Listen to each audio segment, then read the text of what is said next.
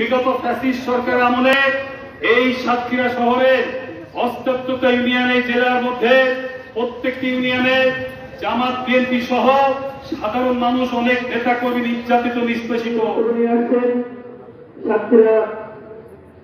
সাতক্ষীরা পৌরসভার বর্তমান মেয়র এবং জেলা বিএনপির যুগ্ম আহ্বায়ক জনাব তাসকিন আহমেদ চিস্তি ভাই।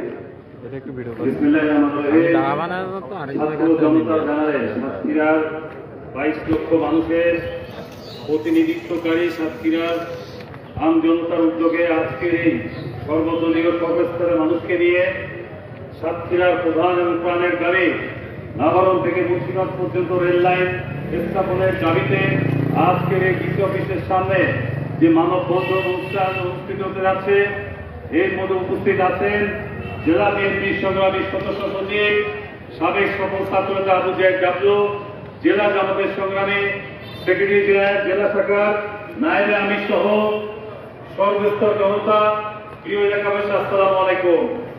পূর্ববর্তী বক্তাগণ যথার্থে বলেছেন, এই সাতক্ষীরার মাটি জাতীয়তাবাদ ইসলামী আদর্শের শক্তি হিসাবে বারবার জনপ্রতিনিধি হওয়ার কারণে এই সাতক্ষীরাকে বাংলাদেশের একটি অবিচ্ছেদ্য অংশ হিসাবে বিগত সরকার ফ্যাসিস্ট সরকার কোন উন্নয়ন তো দূরে থাক এই জেলার দিকে কোনো খেয়াল করেনি।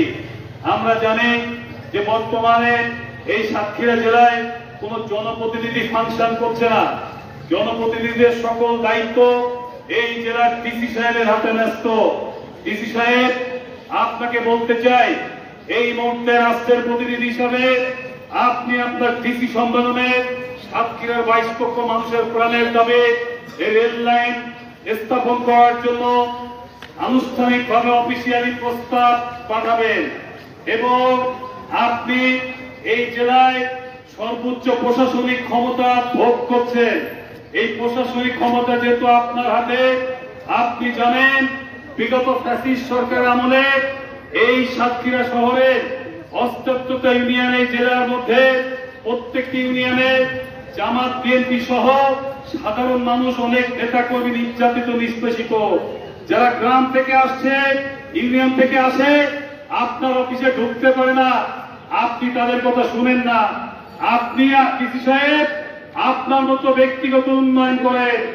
আপনাকে বলতে চাই, আপনি এই প্রান্তিক মানুষদের সাথে ভালো ব্যবহার করবেন, এটা তাদের অধিকার। জনপ্রতিনিধিরা এখন আছে, ইনশাআল্লাহ আগামী দিনে থাকবে। আগামী দিনে জাতীয় সংসদ নির্বাচন হয়ে যখন সংসদ অধিবেশন হবে, ক্যাবিনেট গঠন হবে, এই বৃহত্তর দাবি আরো দ্রুততার সাথে বাস্তবায়ন হবে বলে আমরা বিশ্বাস করি।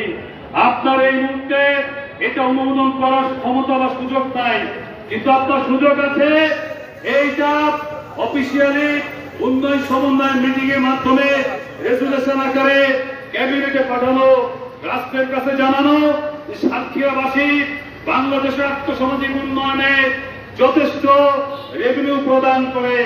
আমাদের ভোমরা বন্দর থেকে বছরে শত শত কোটি টাকা আমরা রেভিনিউ দেই, তার 10% টাকা উন্নয়ন কর্মকাণ্ড ভোমরাতে আমরা দেখিনি।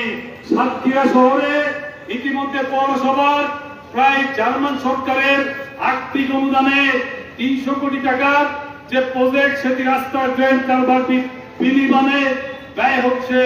এখানে সরকারের অর্থ কম, সরকারের অর্থ মাত্র 5%। ডিসি সাহেব, আপনাকে বলি, এটি হচ্ছে একটা মেগা প্রকল্প। আপনি চাইলে প্রস্তাব পাঠাতে পারেন। এই বিএনপি জামাত সহ অন্যান্য রাজনৈতিক নেতৃবৃন্দ, যারা এনসিপি সহ অন্যান্য নেতৃবৃন্দ আছে, আমরা আমাদের ফর্মে, আপনি পাঠানো পরে আমাদেরকে জানাবেন, আমরা আমাদের ফর্মে আমরা এই দাবিটি জাতীয় দাবিতে রূপান্তরিত করব। আপনারা জানেন ইতিমধ্যে আমাদের দলের ভারপ্রাপ্ত চেয়ারম্যান তারেক রহমান সাহেব সাতক্ষীরা মানুষদের সাথে স্কাইপে এসেছিলেন। তার কাছে আমরা রেল লাইনের দাবি করেছিলাম। যদি বিএনপি আগামী দিনে বাংলাদেশের মানুষ বিশ্বাস করে তার রাষ্ট্র ক্ষমতা ভার অর্পণ করে, তিনি সর্বোচ্চ প্রায়োরিটি দিয়ে রেল লাইন বাস্তবায়ন করবেন, এই প্রতিশ্রুতি দিয়েছে। তাই আপনাকে বলতে চাই, প্রশাসনিক ক্ষমতা সর্বোচ্চ আপনার হাতে।